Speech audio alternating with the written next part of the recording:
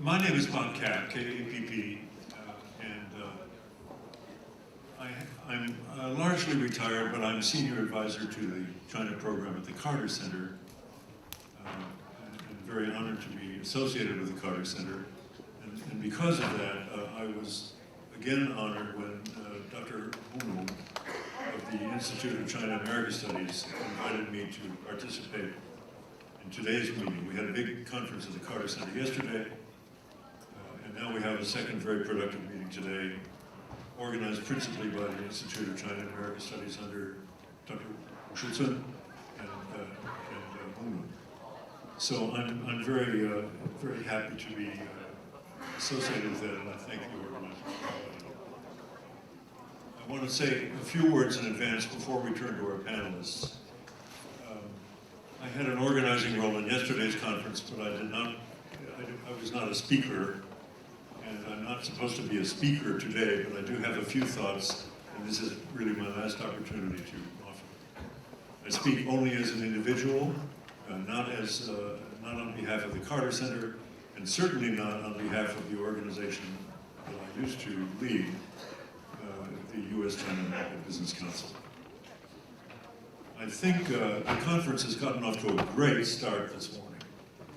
Not only the remarks by our host, Wu but also the wide-ranging perspectives that were offered by the speakers on this morning's panel, starting with Dr. Swain. I think the conference is unlikely to focus on the midterm elections. We've got more. The midterm elections are named in the prospectus for the conference, but I don't think we're going to wind up spending a lot of time on U.S.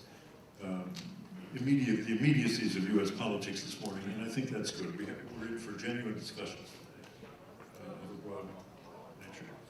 I want to take a moment to associate myself with what Fred Tung said in the past panel about Chinese Americans and people of Chinese extraction in the United States. Whether you be born here, whether your grandparents were born here, whether you came here, Fred is onto important topics, and I feel very strongly about those topics, and I hope you listen carefully to what he said. It's a delicate time for people of Chinese national or ethnic identity in the United States, and I share Fred's concerns about that. It's not to say that American racism is already running rampant and attacking people with Chinese background everywhere. It's not that. The United States should not be accused of that. It is to say that the discussion about China in the United States and about China's activities and influences in the United States inevitably touches on the presence in the United States of a great many people of Chinese background, ancient background or contemporary background. And therefore what Fred had to say is important. I associate myself with many of the comments that Dr. Swain made. We just have to be realistic about the fact that a conversation, a discussion of the domestic politics of China, especially the name of the leader in China, in the same way that we talk about American domestic politics and the name of the current president of the United States, that discussion in China I think most of us would agree, in a public setting like this, would be absolutely inconceivable. And we have to be cognizant of some of these facts that particularly Swain talked about. In discussions yesterday, several Americans used the term Maginot Line. Let me ask you for a show of hands. How many of you know what the term Maginot Line means? All right, in this room of 250 people, 6 hands went up, and they're all Americans. They all have white hair. And they all have white hair. Well, there's that too. Now, Shi Yanhong will know, because Shi Yanhong is a historian. But here's my point. The term Maginot Line, which refers to a system of French fortifications designed to prevent, between World War I and World War II, designed to stop another German invasion aiming at France. The term is a completely well-known term in Western circles among anybody who knows anything about history, but it's unknown to the Chinese. And I raise that for a reason. When Westerners talk to the Chinese, whether in English, we have to remember that the terms of reference that we use are not widely shared. The language we use to communicate with each other has to be a language which is understood across the line of translation and across the line of historical and cultural understanding. So I just want to encourage, if you don't know the term Maginot Line, M-A-G-I-N-O-T, go look it up on your phones right now. Look up Maginot Line. But the point is a bigger point. When we talk to each other, we have to use a language which is understood across these lines of generation and of historical background and culture. And the same is true in reverse when our Chinese friends talk to us, either in English or, for that matter, in Chinese. The Chinese have a vocabulary which the West does not share, and you need to recognize that when you're speaking to Westerners, that same use of language has to avoid what we call terms of art, specialized terms which are unknown to the listener. Next point, a great motto for this program, 回首过去, 展望未来, a great slogan for this program. Take the past in hand, but also offer a perspective for the future. In that regard, which is what this conference really should be about, in that regard, I offer to you, if you've got a pencil, which none of you do, the name of a great book, my favorite book of all time in English on China, a book called Two Kinds of Time, by an author named Graham Peck, P-E-C-K, published in 1950, republished a few years ago by the University of Washington Press. To the question of 回首过去, 展望未来, I really urge some of you, especially young people, students, people working on China, or for that matter, Chinese students who are coming to understand the way America looks at China, to take a look at this fascinating book, a memoir of World War II by an American named Graham Peck, Two Kinds of Time. To Carla Freeman's points about what we should do now, I associate with her idea of small gradual steps. We're not going to take one big action and solve the U.S. China problems. Small steps. The Voice of America interviewed me the other day, and they said, what do we need to do? And I said, we need not to put our thumb in the other person's eye. In English, we have an expression, stick your thumb in his eye. It means to do something which is intentionally and grossly offensive and insulting to the other person, or provocative, a thumb in the eye. So this is a time when the United States should not be putting its thumb in the eye of China, and China should not be putting its thumb in the eye of the United States. If one country or the other is thinking about putting a thumb in the other guy's eye, this is a time for restraint and for deciding not to do that. One more point before I turn to the panel.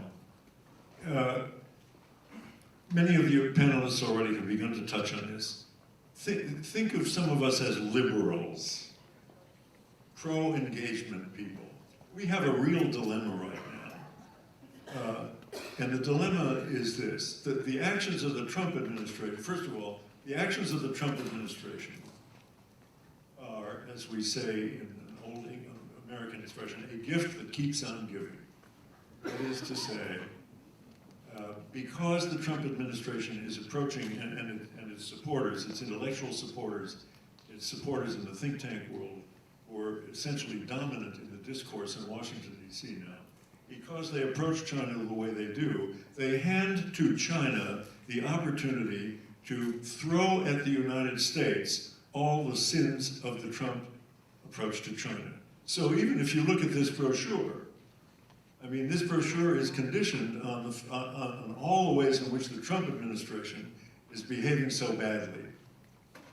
For those of us who don't agree with the Trump administration approach, that puts us in a difficult position. Because to just say, yeah, China, you're right, the Trumps are terrible, we can't do that because, as Swain pointed out, there are so many problems on the Chinese side with which we don't agree.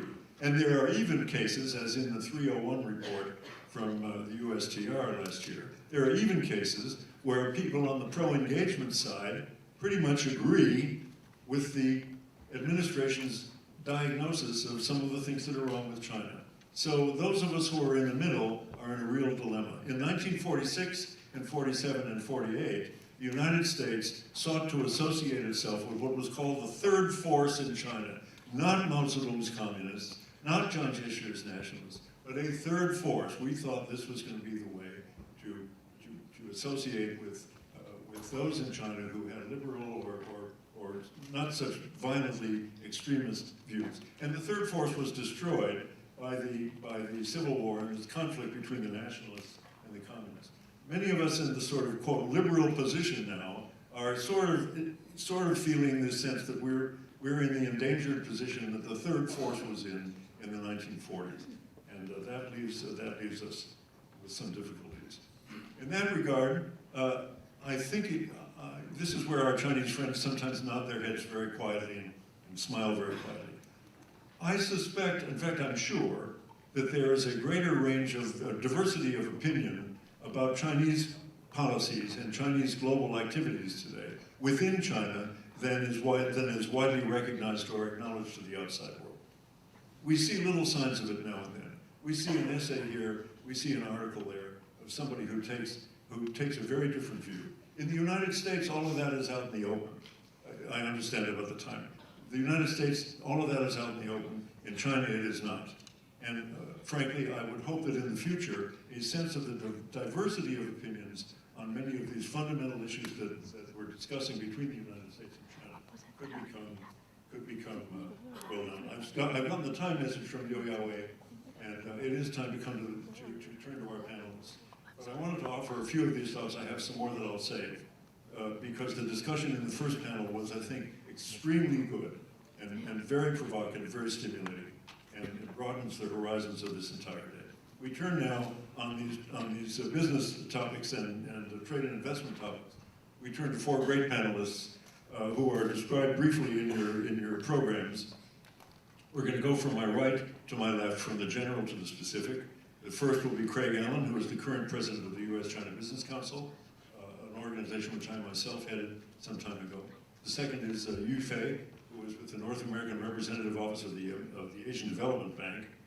The third is Surab Gupta, who is now with the Institute of China and American Studies, organizers of this program, and previously worked with one of Washington, D.C.'s great consulting firms in the international trade sector. He's a very, very knowledgeable man. And finally, we come to Seamus Jiang, who is with PricewaterhouseCoopers, excuse me, I date myself.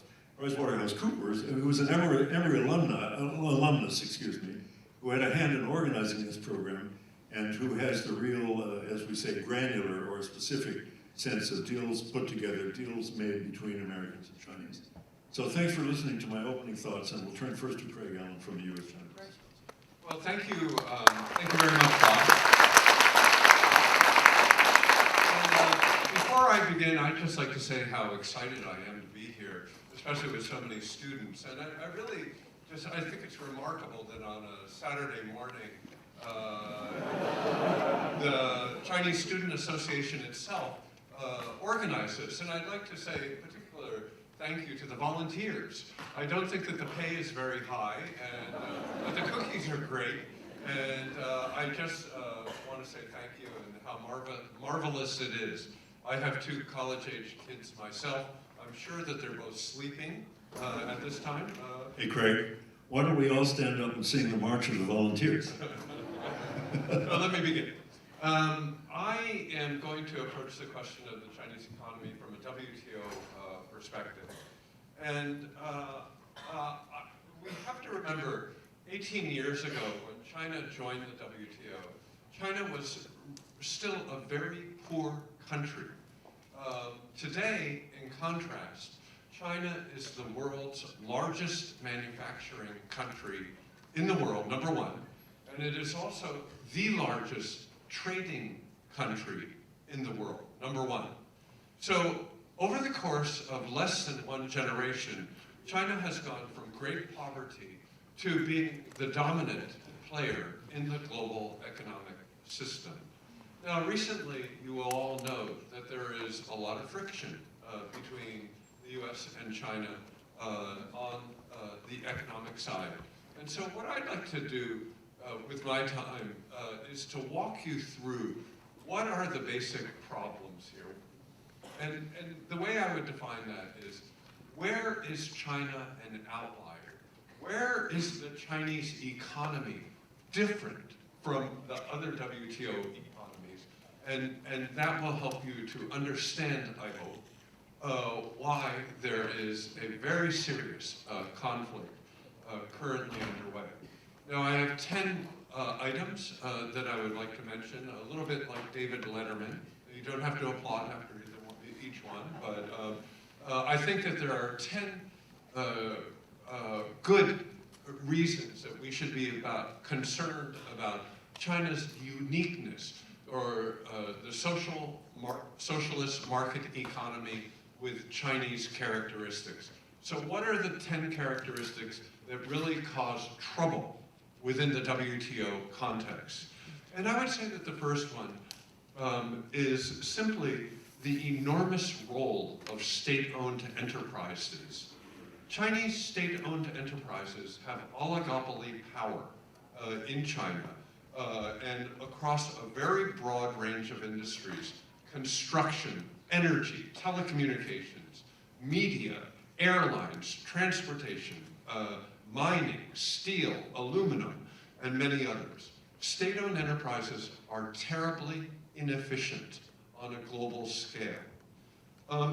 Also, they are favored by the regulators. So oftentimes a Chinese regulator will treat an SOE very differently from how he will treat a private Chinese company or a foreign company. And both foreign companies and private companies are disadvantaged by large SOEs. Number two, the scale of subsidies. China has tremendous amounts of foreign exchange reserves available. Those foreign exchange reserves are being used in a way that grossly violates the spirit of the WTO, and that is money going for very rapid expansion in all of the high-tech industries. What result does this have? It results in overcapacity, and we have seen this in steel and aluminum and solar powers. Then the cost of that is externalized. So in very low-cost production, where the rest of the world suffers from abuses of subsidies by the government. So until recently, these were not notified to the WTO and were clearly WTO illegal. There is a great deal of discussion on this point now. There are systemic barriers faced by many foreign invested enterprises in China. Foreign invested enterprises are not treated equally, especially relative to state-owned enterprises.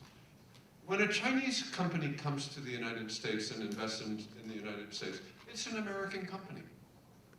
When an American company or a Japanese or a Nigerian company goes to China, it's eternally a foreign invested enterprise. That very designation is inherently discriminatory and should be abolished. Fourth, there are many areas in the investment area where foreign investment is simply not allowed, not permitted. So, as many of you will have T-Mobile in your pocket. Well, that's a foreign invested enterprise. There are no foreign investment in Chinese telecom is allowed. And there are many, many other areas that are blacklisted for foreign companies. Fifth, there is an arbitrary implementation of regulation and the lack of an appeal process. Now, as we all know, China's a big country. North China, South China, very different. Therefore, the laws are inherently vague so that an administrator can administrate them appropriately for the particular circumstances. But the particular circumstances that foreigners find is that they are oftentimes face discriminatory behavior by Chinese judges and regulators. A Chinese judge and a regulator will favor the local guy, and the local guy is usually not the foreigner. Sixth, uneven implementation of intellectual property rights regulations. Let me just say that foreigners have a real hard time getting their intellectual property rights protected. Chinese companies also have a hard time, so there are some institution building issues here. But counterfeits of foreign products flooding the world are a real problem, as I'm sure you'll agree. 7, the party and the government play an unusually large role in the Chinese government, in the Chinese economy. Unlike any other major trading company, no country is similar to China. And thus, there are grave distortions.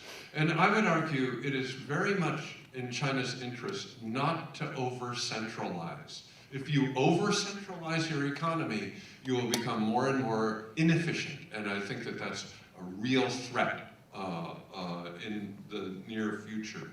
Especially when all of China's growth is coming from the private sector. But 国进民退 is a threat to China's future growth. 8, the dominant role of industrial policy compared to OECD norms. So China's industrial planners are very busy people. They are planning this production here, that production there. And again, I warn against overproduction and over-planning. Made in China 2025 is one example.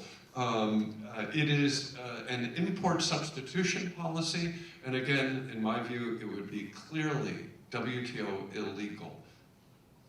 9th, in China today, we see a lot of techno-nationalism, and we see it around the world.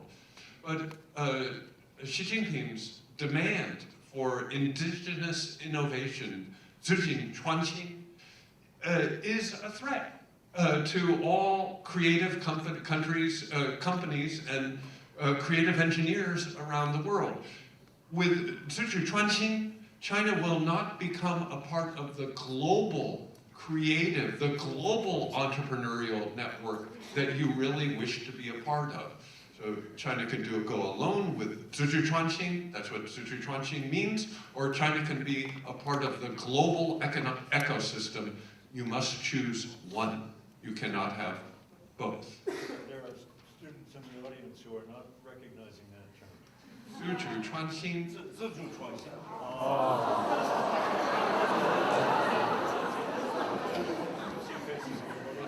I'm so envious.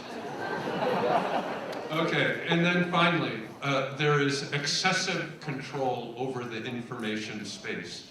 So, in my home in Virginia, I can buy the China Daily at my subway stop. Unfortunately, Chinese citizens do not have the right or the ability to buy the New York Times at their subway stop. And that's a very bad thing for Chinese citizens.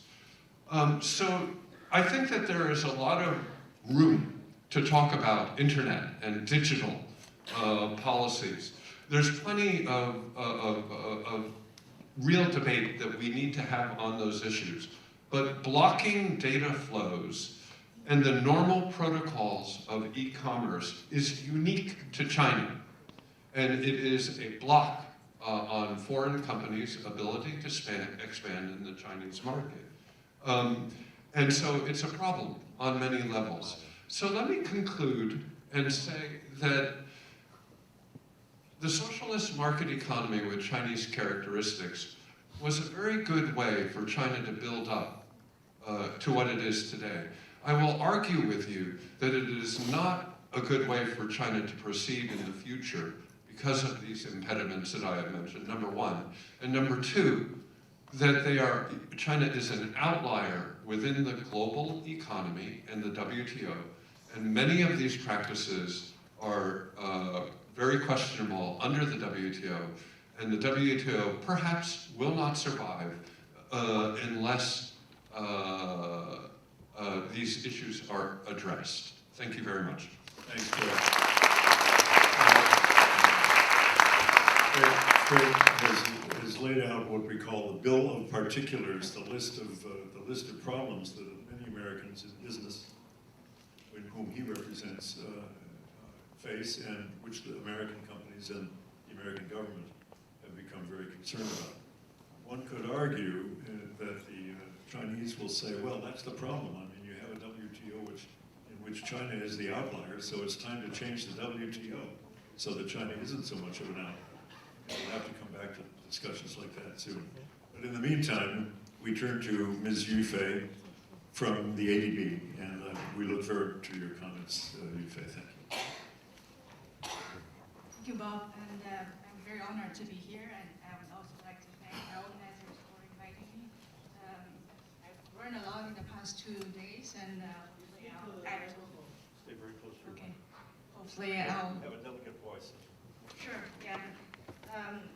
Hopefully I'll add to the learning process and communication. The topic that I will focus on is a more narrow issue, which is specifically about how trade conflicts would affect the economies of the U.S. and China.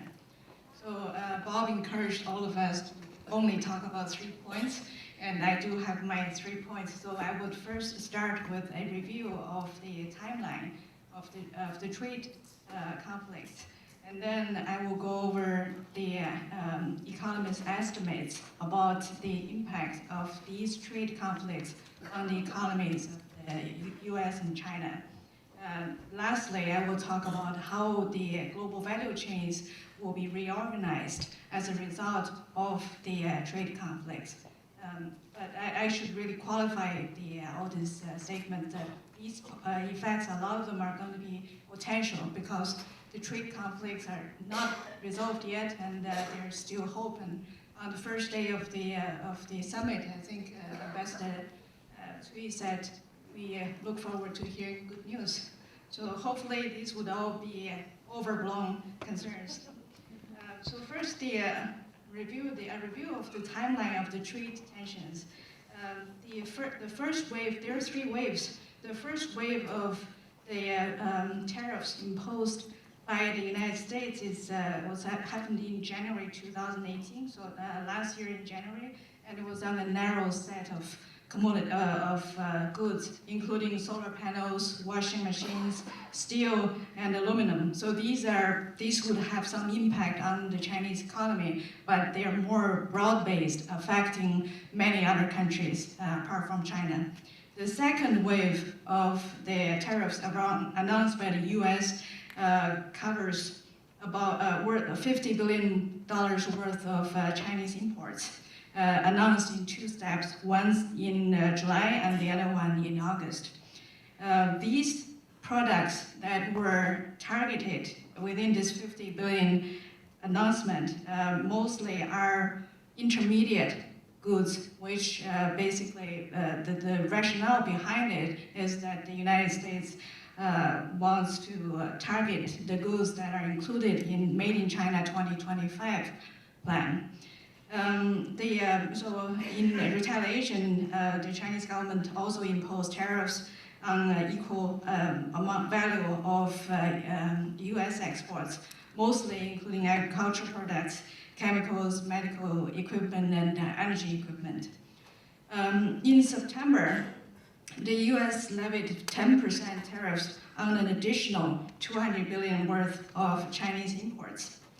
So and at the same time, they further stated that they are targeting an additional $267 billion worth of Chinese imports. So China responded with a 10% tariff on $60 billion worth of U.S. goods. Cumulatively, all these measures affect 60% of imports from China to the U.S. and 87% of imports from U.S. to China. So after a brief review of this timeline, let's look at how is this going to impact the economies.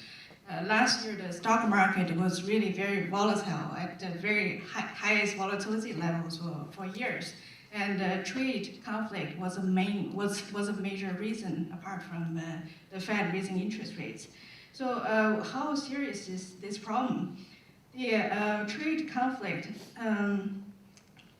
would affect the economy in many channels. So the first channel is affecting trade flows directly. So if you raise tariff on on imports from China, the demand from the U.S. either consumers or producers are going to be less. So there's going to be a reduction at the product level. In addition, these goods would have an indirect effect on all the intermediate products that are involved in the global value chain process that finally produce the final product.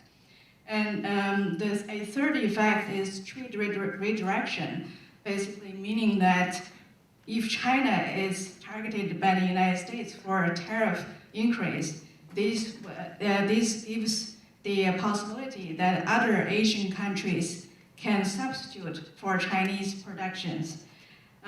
So let's look at them one by one later. But the timing of these effects will vary greatly. So the direct effect and indirect effect are probably quite immediate. But the substitution or trade redirection would happen probably over a longer period of time. So more like in the medium term. The immediate effect will probably show up in 3 months, 1 month, or 6 months. So I actually, in fact, it's the trade data in the last month, or in December 2018, already have shown some initial impact. So apart from these trade flow issues, there are other effects that there are other factors that would either mitigate or worsen the effect of the tariffs imposed on the imports of both countries. So the other factors that would affect these process first includes the developments in regional trade agreements, regional and bilateral trade agreements. So some of the previous speakers already mentioned the CPTPP, which really is a very positive development, because with the CPTPP, it is possible that there's going to be greater integration within Asia, and as a result, this would provide a buffer for the weakening of the global demand as a result of the trade conflict. The other factor that could potentially affect the impact on the economy is the damage on business and consumer confidence. So this is an effect that is much harder to estimate. Most of the analysis so far, or there are a couple that covers this, but a lot of them do not consider this impact. So this basically means that businesses are very reluctant to invest in, they either are reluctant to invest in new locations, or they cancel their existing plans. And in addition, this would also mean that the consumers are also affected through a similar process. The wealth effect, the stock market is coming down, so they feel less rich and they don't want to consume as much. They're not confident that the prospect is bright. So another factor that affects the impact on the economy is exchange rate. So I will not go into all the technical details, but there will be some adjustments on the exchange rate front, and also the national government would also pursue some policies. For example, Chinese government could place some subsidies, or they could provide more export credits. These would all soften the blow. So that, now I would go over just to summarize the analysis so far that have been done by many organizations on the impact of trade. So the key message is that the magnitude of the impact is not that great. So if you look at the numbers that are produced by all these estimates, they are fairly consistent. They all use different methodologies, and they're done by using different data and done by different organizations. But they all come to a similar conclusion that the impact on the Chinese GDP is probably around 1% or 1.6% in 2-3 years. So that's quite a consistent result from the past analysis. That's GDP, not GDP growth. That's GDP, right? So, if you translate this into GDP growth in China last year, 2018, was 6.6%. So if you're potentially shaving off 0.3 or half a percentage points of GDP growth rates. To put this in context, if you look at the during the 2008 financial crisis, in 2007, the Chinese GDP growth was over 14%, according to the Chinese national statistics. But there are other estimates, but 13, 14%. And then in 2008, this dropped to 9%. So that is a significant shock. So what we're talking about here is real, but it's relatively small, and so it's probably more manageable. So how does this the tariffs affect the original objectives of the administration to place them? So it's going to reduce export. It's going to reduce Chinese export. Estimates is 3-4%, and but at the same time, it's also going to reduce U.S. export. So U.S. export and Chinese exports are both going to be affected. The impact on Chinese export is greater.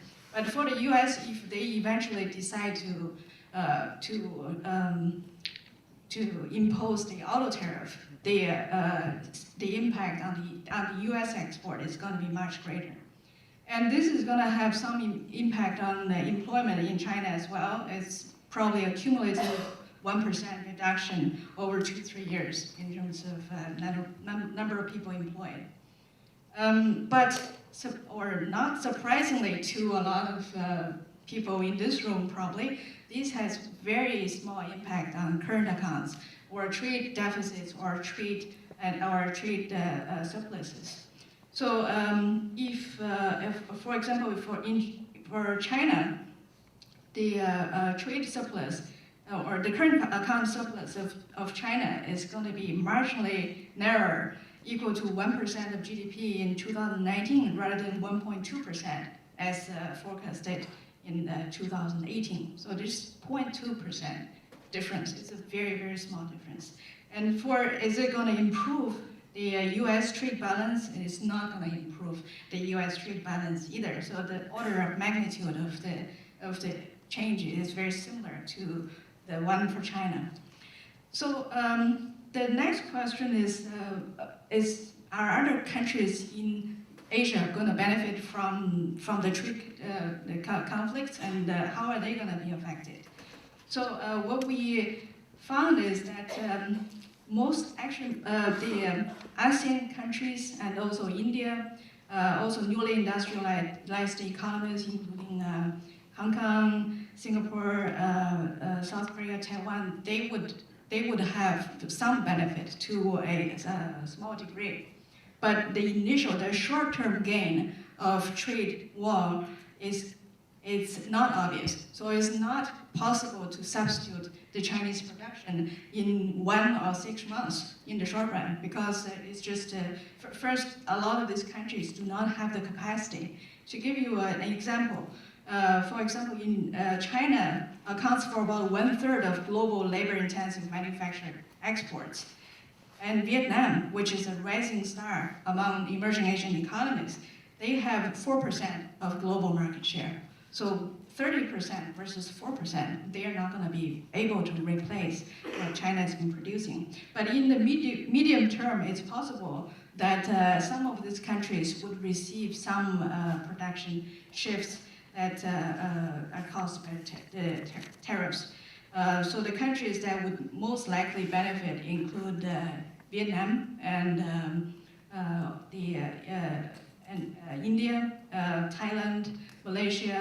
So the countries that have good infrastructure, good business environment, and also they were previously more integrated in global value chain. so they can more readily step up. So, so what's the takeaway from this? Well, what do we make sense of all these numbers? So the estimates do not show a big impact either on the U.S. economy or Chinese economy, or even on for the global economy. But the danger is the cumulative effect. This is compounding all the problems that Craig and other speakers mentioned before. China is facing a lot of domestic and external problems already in terms of its economic growth. That raises that among, and also the tightening of the financial market in general. These are major risks for China. And there's a greater likelihood of an external major shock. So this tariff conflict is adding to this pile of problems that's been brewing for a while. And this is going to make the government's capacity to manage any other major shocks significantly lower.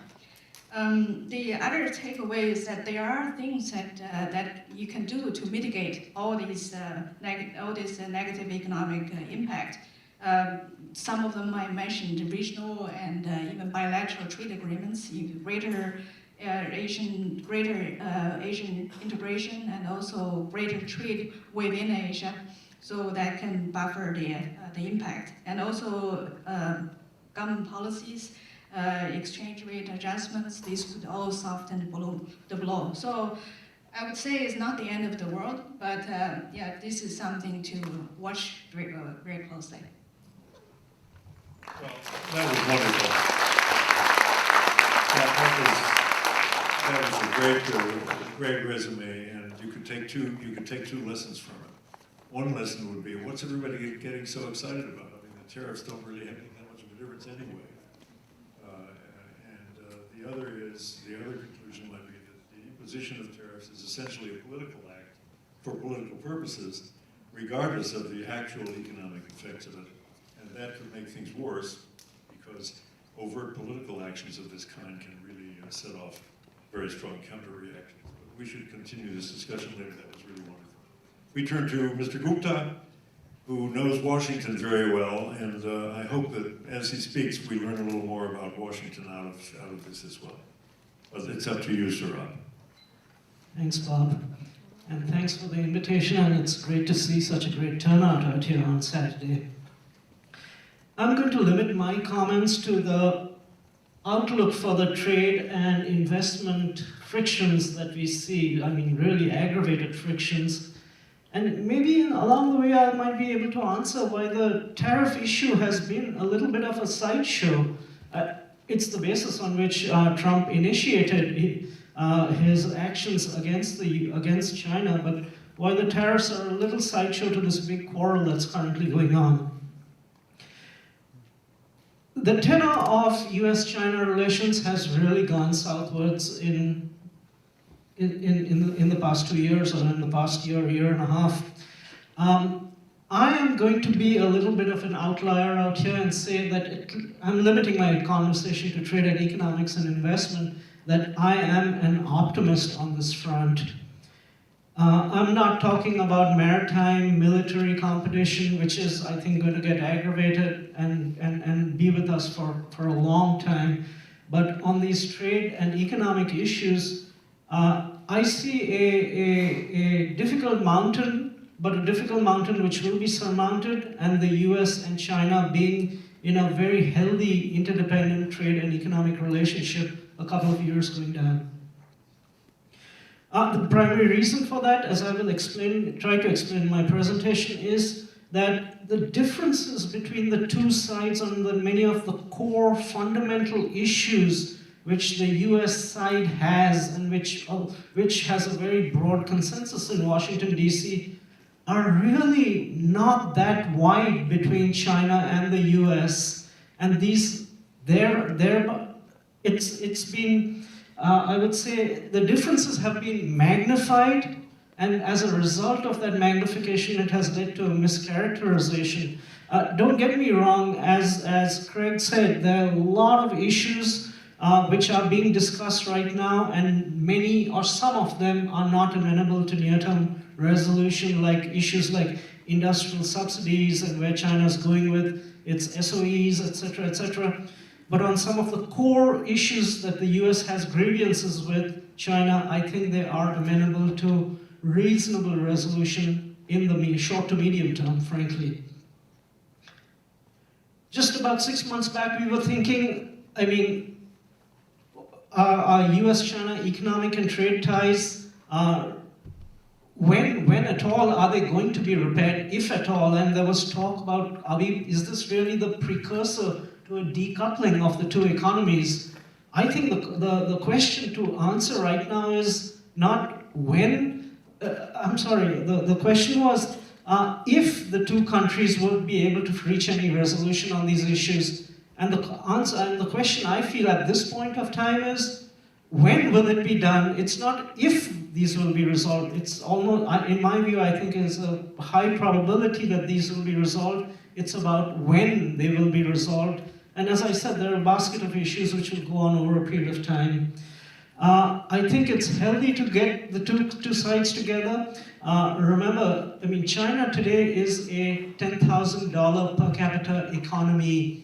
China will be a $30,000 per capita economy. There are 1.4 billion Chinese. I think there's huge gains, positive sum gains to be gained for both sides by interacting and trying to resolve their problems going forward. Okay, let me get to the nub of the issue as to how we got to this point where the US is so cross with China. You know, from about the beginning of this decade on, China has become a very big capital exporter to the world. And it has also begun to become a big investor in Western markets. Now, much of that investment in the first half of this decade, which came to the US, was not in the form of greenfield investments, which is the preferred form of investments where you, break ground and build a factory, but a lot of that was cross-border mergers and acquisitions. And these were mergers and acquisitions of crown technologies in the US. On the other hand, the US has an open economy, and China was buying companies out of US companies. On the other hand, if American companies want to acquire a Chinese company, almost impossible. But let alone acquire a Chinese companies, even if they wanted to make an investment in China and maintain full equity control, which would then allow them control over their intellectual property fully, or to a very large, substantial extent, even that was difficult in a lot of sectors. And it was this tilted playing field which really got to the US side that, it's not just about acquisitions, it's a lot of crown jewels which are or core technologies which China's after. Meantime, we have simply cannot even acquire anything or make those investments. Explain crown jewels in case some of our Where China has been, and this is where the Section 301 report is actually very useful, it gives down a breakdown of many of the technologies which China has been trying to acquire. Companies which hold those technologies. And these are sort of foundational technologies and components which go into larger products. So think of new energy vehicles, your electric cars and all. So it's about batteries and drive control systems, the technologies behind that.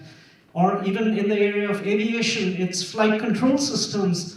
And China was buying companies which had expertise in that area. And the purpose of this is not, China was paying top dollar for these. And the purpose was just not to extract. It was to try to get these companies to set up their presence in China within technology corridors in China and help incubate innovation there. So it was good faith purposes and for genuine purposes. But the fact that the Chinese could do it, but the Americans cannot do it, and the Chinese market is what grated, and particularly when it came to the fact that these have technologies of great value, and there's obviously competition in these areas. Okay, that was one element of it. Now, compounding this tilted playing field was the fact that when the American side did invest in China, there were also grievances that that in certain industries, particularly the ones in the higher tech manufacturing sphere, the US was restricted through equity restrictions, had to come through a joint venture format, and those joint venture formats were sometimes susceptible to the unauthorized sharing of proprietary secrets and proprietary technologies which the American side had. Now, to be very clear, I mean, none of this was really, the policies that China has is not necessarily WTO illegal in this area, but a lot of practices that the Chinese government had, the Chinese side had, and particularly at lower levels of government, gave the impression that China was trying to extract these technologies and to extract in a coercive manner. And further beyond that, that many of these technologies were sought to be licensed out to Chinese side on terms which are not exactly non-market terms. And in fact, with regard to this technology transfer, IP battle, the one area where the US and EU have brought a case against China is with regard to China kind of pressuring the licensing of these technologies on non-market terms. So again, it's about a tilted playing field and compounding the fact that that playing field was also the playing field was tilted for purposes of extracting these technologies, not exactly on fair terms. Now let's come to the current trade fight out here. I'll make this point very clearly that the leverage with this conflict that's ongoing resides almost very substantially at the US end. And the reason for that, and that has, you will note, it has very little to do with tariffs, even though the China runs a huge trade surplus with the US and therefore has that much more to perhaps lose in terms of export revenues. The reason for that is simple, and it is this. China has come to that stage in its growth model where it is transitioning to become a less investment intensive and more services intensive, consumption intensive, and a more productivity growth driven economic model. Fundamental to that economic model are these technologies. And many of these core foundational technologies still reside at the US end. And during the course of this past year, past 6 months, we've actually seen the US finally take some fairly strong measures in terms of its investment screening regulations as well as its export control regulations to ensure that these technologies cannot be purchased that easily. Now, in the area of international trade, there are fairly detailed and dense rules, but in the area of international investment flows, unless you are part of a bilateral investment treaty or a larger FTA or something on those lines, there are very few international disciplines out here, or if you are part of the OECD, there are very few international disciplines out here.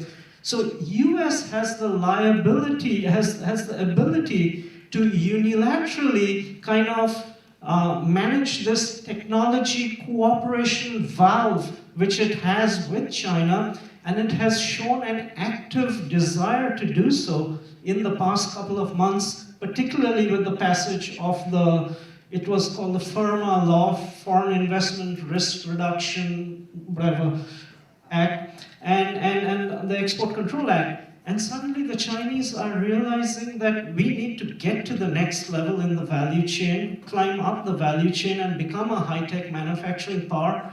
A lot of the core technologies are not there with us. This cannot just be done indigenously. We need that cooperation for the next 30 years with the United States. And we need to ensure that the US and US business is not so cross at us that we can continue this two-way transfer, two-way technological cooperation. And if you then think now of a chip as not being high-tech IP, intellectual property embedded product, but rather as a commodity like oil. And you think of like you think if the US can do an oil embargo on a country, if it can do technology denials against a country, how that can scupper that aspiration to grow. I mean, China is a hostage to some extent to the US because it has this aspiration and the capability to get to that point 30 years later or 15 years later. And cooperation with the US in this technology sphere is essential, and the US has shown its teeth in terms of the regulations it can bring to bear in denying some of these core foundational technologies. Why my optimism? I think one, President Xi's at the peak of his power. He's talked a lot ever since the third plenum in November 2013 of trying to shift to this of this trade and of high-tech manufacturing and a less investment-intensive economy. And I think the U.S. kind of pointing the gun to him has really brought it to a point where I think there's enough foreign pressure to actually get him to move to that point. You know, in the October 2017 National Party Congress, he talked about creating a it's called pre-establishment national treatment and a negative list in terms of foreign investment. And that is exactly what's in the draft investment law, which has been put out along with a lot of other protections which are there. At the US end, why am I optimistic? The party which has its hand on the lever is not USTR in terms of regulating CFIUS. It is Treasury, and Treasury has typically taken a very liberal attitude towards China, and that makes it important. We've seen the draft investment law, which the Chinese just put out. I think the US side has been happy with that, and that's why I think it's gone to a second reading. And I think we can foresee important progress going forward. For me, two key impediments going forward. The impediment at the US end is, the impediment from the US side is this.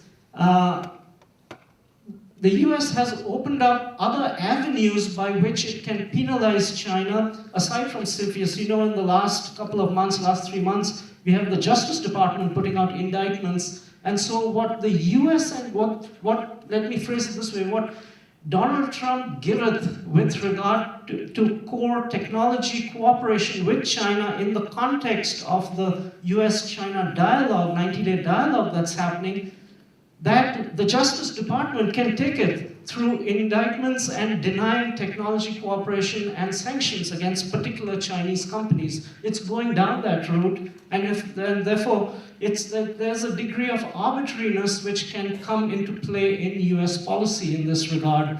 And meanwhile, finally, from the Chinese end, President Xi has talked about this since 2013. He's empowered Liu He to speak about this even during when the economy was not doing well in 2015, 2016, in trying to get to the next level of reform. But at the end of the day, there still are questions. Is Mr. Xi himself personally sold on making these liberalizations in the foreign investment regime or not? And that is not absolutely clear. But I'm hoping that he talked to Mr. Trump in the eye and told what he was going to do for 40 minutes in Buenos Aires, and that is the sign that he intends to follow through. And I think the moment of truth is now. Yes. Fantastic. As we always say, cautiously optimistic. And we on to Mr. John from Pricewaterhouse, right down there in the fabric of deal making. Yeah, so thank you. First of all, I want to thank you for inviting me on this distinguished panel. The downside of sitting with distinguished scholars and professors is, I'm, exhausted with all the topics I can talk about. So But I think Don't if- be intimidated. Don't be Yeah. intimidated. So I want to be the guy to bring things down a little bit, right? So I think in the past 3 days, in the various panels, we are staying very big picture, talking about geopolitical issues, history, why this is happening. People giving kind of outlook and a forecast how we are going to solve this or we're not going to solve this. The world is going to end or not. So I want to bring down a little bit to the detail level. People tend to overlook that both countries are not just one piece. It's actually composed of millions or billions of people, and each individual has their own intentions, emotions, as well as business and kind of drivers. Unfortunately, in this kind of environment, you can't wait till the government figured out the tension will be ended in 6 months, 12 months, 18 months, 10 years.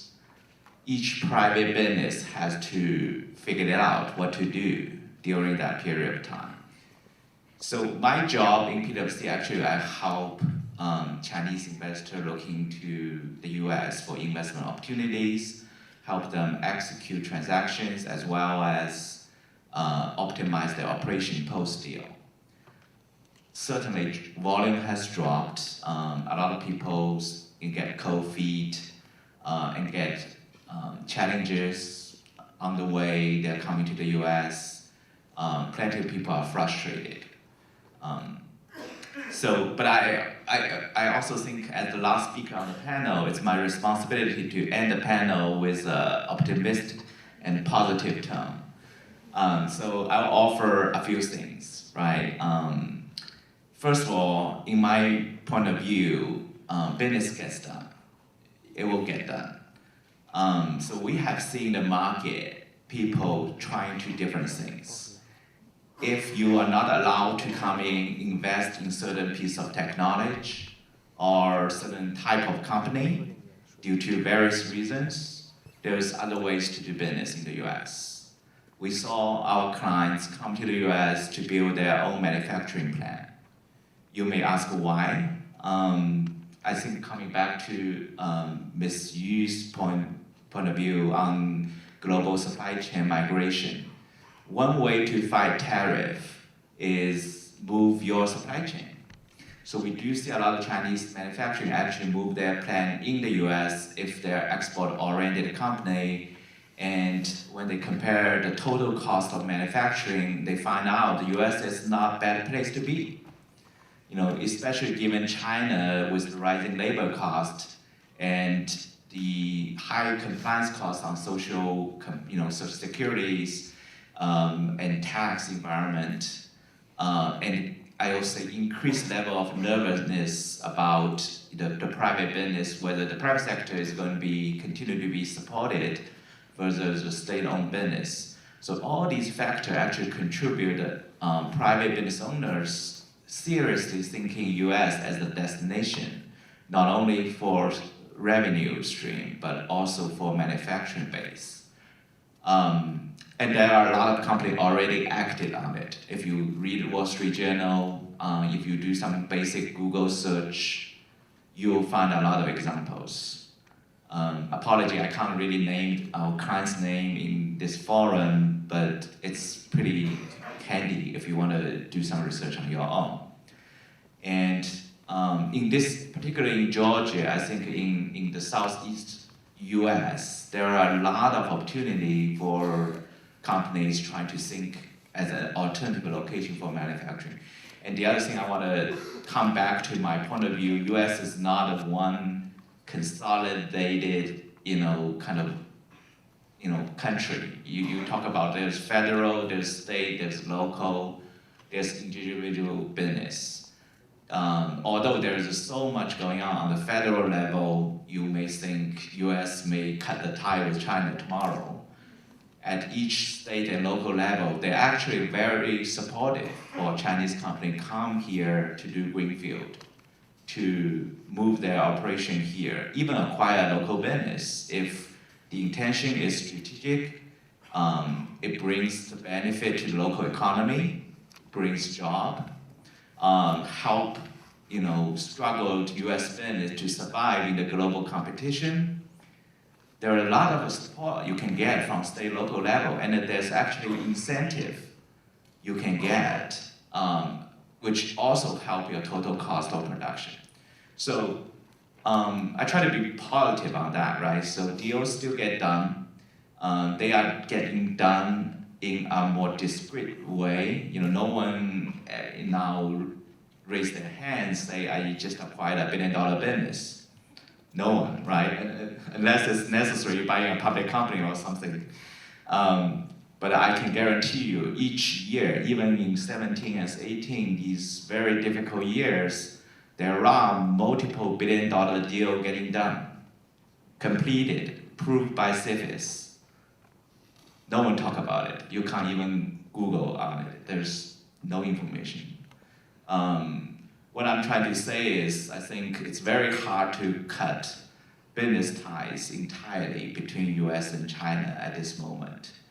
Although there's so much like a black cloud over the head, as each individual business owners, each individual, you have to get something done, right? Otherwise, the conflict may get resolved in 10 years.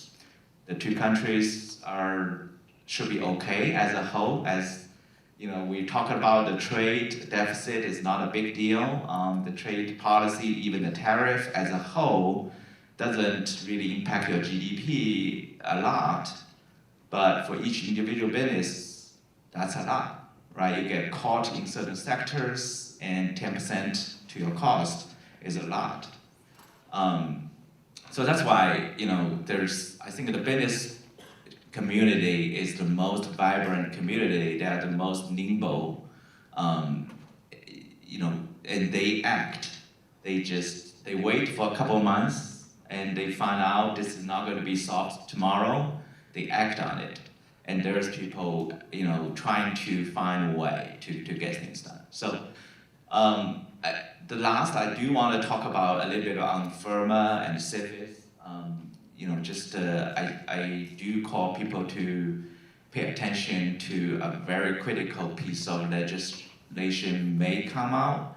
The FIRMA pilot program, which identified 27 sensitive industries, say you have to file a mandatory kind of application to CFIUS committee, which has the authority to approve any foreign investment into the U.S. In the past, it was a majority stake investment. Now, in the 27 industries, even you are a minority shareholder, you have to file. So that pilot program went in effective in November. However, there's a big hole in it. The big hole is called emerging and foundational technology. So there's a definition supposed to be associated with all the transaction, it be mandatory to file. So you have to fit in that definition, then you kind of have to file that application. So Department of Commerce is supposed to approve it or actually come up with the definition actually 2 months ago. They kept delaying it, now we have the government shut down, so who knows when it's going to come out. But that will have a huge impact on not only investment, but licensing, even export control. Because if that definition is very broad across the 27 industry, that will really hamper investment as well as a lot of innovation in the US. One of the industries is biotech. As you can imagine, it's very hard to define what is emerging and foundational technology in biotech. So we'll have a healthcare panel, I think, coming up in the afternoon. Maybe it will get discussed. But there's almost impossible to identify what biotech technologies should be restricted only in the US, because that covers not only investment, but also trade export control licensing. So, if you want to, do some Google search and figure out what's going on in the past 24 months, I encourage you to do that, as well as try to pay attention on this definition will come up. I think that will, at a micro level, really drive how much investment opportunity is still coming to the U.S. from China. And one last thing I do want to say is, in an old Chinese saying, right? 城门失火，殃及池鱼. The two big countries are fighting each other. I have an opinion that the others may not benefit from it. Actually, it may be they benefit in the short run, but in the long run, I think the Europeans are very, very nervous about this fight because they seem themselves to be a loser in this game at the end of the day. The two big guys may reach some compromise at maybe 10 years later, but there's other country will suffer because just the global, slowdown of the economy, and they may be forced to reach some agreement with, either side, and they have to, select their side, in this process. So in my point of view, they're actually more nervous than the two countries. So being a Chinese in this time is not the worst. That was wonderful. It was granular. Thank you very much. We've all run over, but I think you can read fast. I'm going to ask you all to indulge and give us 5 more minutes into the lunch hour to get at least 1 or 2 questions from the floor, if anybody wants to raise a hand. Are there microphones to be used? Let's race up and give the microphone. Well, there's one right there. I see you back here. If we have time, we'll come back here next. Go ahead, sir. A question, please, not a statement. Okay. Hi, everyone. I'm a professor at Kennesaw State University here. Thanks for the very informative and thought-provoking panel. We know a lot of facts, so right now the question is how can we proceed with the solution? I agree with quite a few speakers that we should be more meaningful, okay, make some more meaningful changes. From the U.S. side, I think U.S. should press China to make some meaningful progress in many areas like property right protection, market access. But from China side, we also need to have meaningful expectations. Because China has been adopting a gradual approach, and U.S. has been patient enough to wait for 18 years since the WTO entry. If we suddenly switch the gear and demanding all of them to be done in 3 months or 1 year, probably that's not a realistic idea. That's my only comment. Thank you. Thank you. One more quick, I hope you all heard. Yes, there's a hand in the foreground here, and this will be the last presentation. Can we take the microphone over here? Go ahead. Oh, there's one up here. Oh, great. All the way. I have a quick question for President Allen. For a long time, that we Chinese think the economic exchange between China and U.S. as a plastic stone, as 压舱石, say there's nothing cannot be solved by 100 airplane Boeing, if not by 200. But now it becomes the major problem. So what's the major dynamic that transferred the positive element into the negative one? What's the top 3, or maybe the number 1 reason for this in your eyes? Please, thank you. So, in about 10 days, Vice Premier Liu He will visit Washington and to discuss the structural issues. And I think on the structural side, we could boil this down pretty quickly. To state-owned enterprises, do they or do they not have a privileged position? 2, subsidies. Can subsidies be given without notification and in a non-transparent manner? 3, will foreign companies be given a level playing field? And if so, by what time? The 4th element is, I refer to Professor Liu's question about timing. Timing is very important. This has to happen, and it's difficult. Chinese side wants a 10-year period, maybe 20, maybe 50. US side wants it yesterday. And so the pacing, the cadence, the timing is real. It's a real problem. It's a real problem. And Chinese side needs to be urgent, and the US side needs to have patience. Thank you. Well said, but we better break for lunch. Thank you, panel. Thank you, audience. And if you